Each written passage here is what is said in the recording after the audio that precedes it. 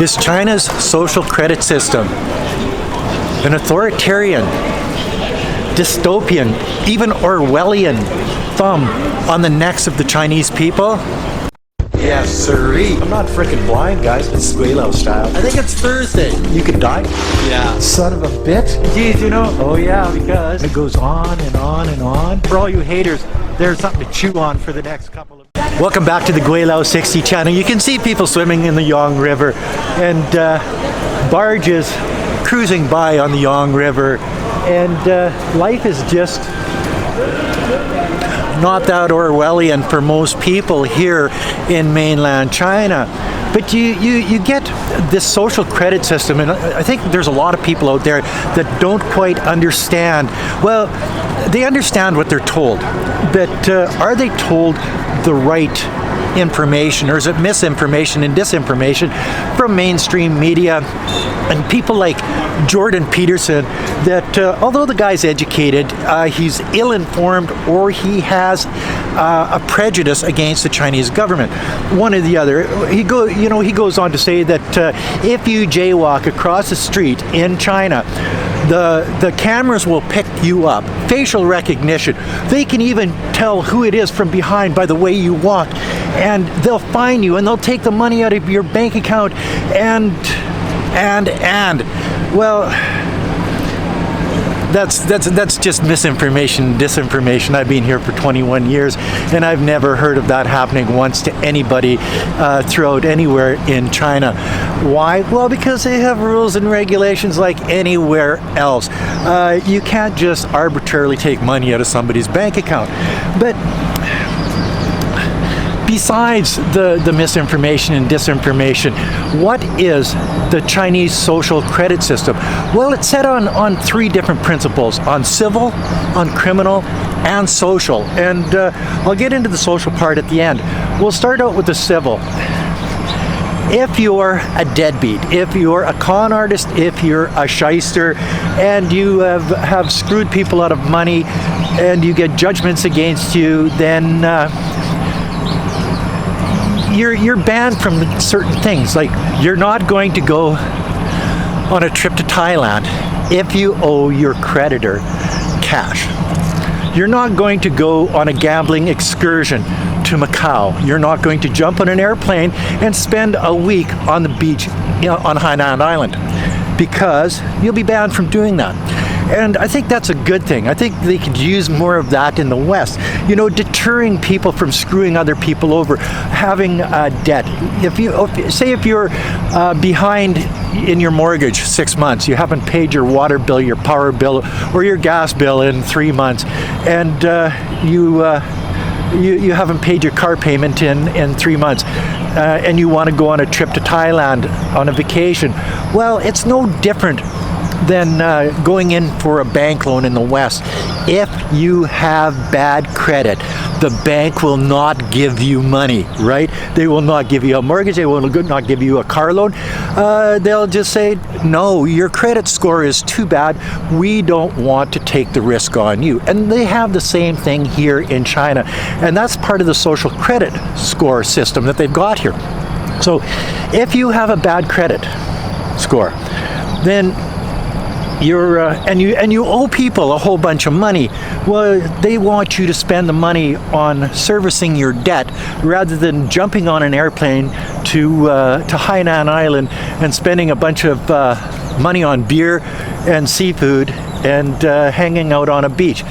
Maybe you should be spending that money taking care of your creditors rather than taking care of yourself. In the West, they don't have anything like this, and they say, oh, how authoritarian is that?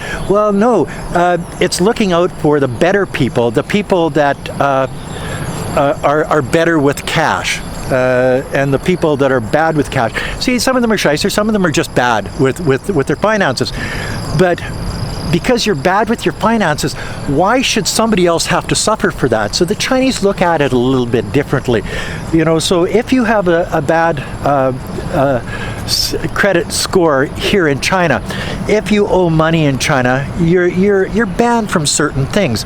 You can go on public transportation like your subways and whatever, because it's not based on who you are. It's you can just have an Oppo Pay and your cell phone just pays, click, and away you go.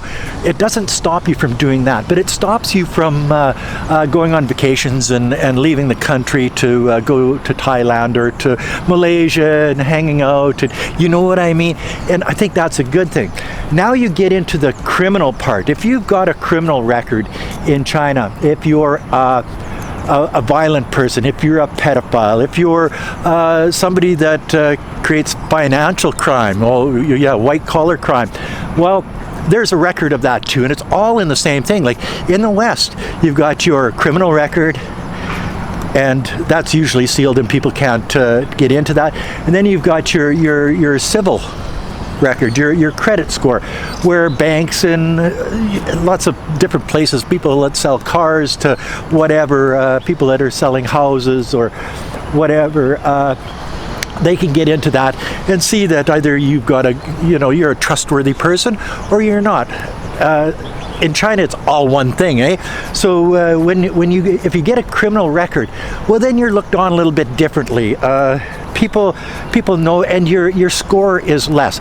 You're not as a trustworthy person as somebody that doesn't have a criminal record, that has a good credit score, that pays their bills, and that's a good thing.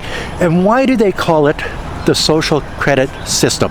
Well, they understand, the Chinese government understands that if you have a problem with your finances, if you have a problem with criminality, this is going to curb your social life here in China. You're probably not going to be able to get, if you're a convicted felon in the United States, certain jobs are not open to you. Banks will look at you differently. There's so many things that can happen because you've got that criminal record. It's no different here. They don't want to. You've lost the trust. It's like somebody, like when Lao Ping lied to me. He lost my trust. As soon as you lose that trust, it's very hard to get it back. Once you're a criminal, it's very hard to convince people that you're not a criminal. Once you've got judgments against you in civil court, once you've shown that you can't pay your bills or won't pay your bills, and you've screwed over a number of people, and your credit score is shit. Well, it's pretty hard to get that trust back, and I think that's what the Chinese government is doing really good with this social credit system.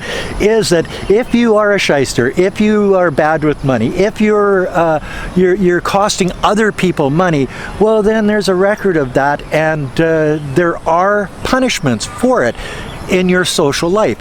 Same thing with a criminal record. If you have a criminal record in China, then there's punishments in your social life when you get out of prison, and this is all done through the social credit system here in China, and it's got nothing to do with people jaywalking. They don't take money out of your bank account. I've had tickets here in China, actually 3 tickets when I was driving, and each time I had to go down to the police station and pay my ticket. They'd ask you, "Are you guilty?" And say, "Well, what proof do you have?" And then they bring up the camera and it shows my ugly face driving the wrong way down the street or speeding or whatever. One was driving the wrong way down a one-way street. The other one was speeding, and the other one I crossed a yellow line, a double yellow line, but I wasn't actually fined for that. They let me go on that one.